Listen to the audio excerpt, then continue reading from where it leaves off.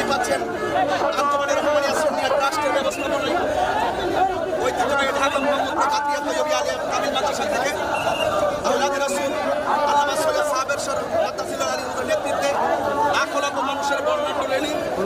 এই পবিত্র ঈদে মিলাদুন নবী সাল্লাল্লাহু আলাইহি সাল্লাম উপলক্ষে এই 10টা জুলুস আমরা আনন্দের সাথে উদযাপন করছি। আমরা মনে করি আমরা এই সারা বাংলাদেশের মানুষ যদি রাসূল পাক সাল্লাল্লাহু আলাইহি সাল্লামের এই আনন্দ র্যালিতে যদি অংশগ্রহণ করে, আমরা মনে করি এই 10টা জুলুসের র্যালিটি সম্প্রীতির বন্ধন হিসাবে কাজ করবে এবং যেখানে কোনো হিংস্রতা উগ্রতা ধর্মান্ধতা থাকবে না। রাসূল করিম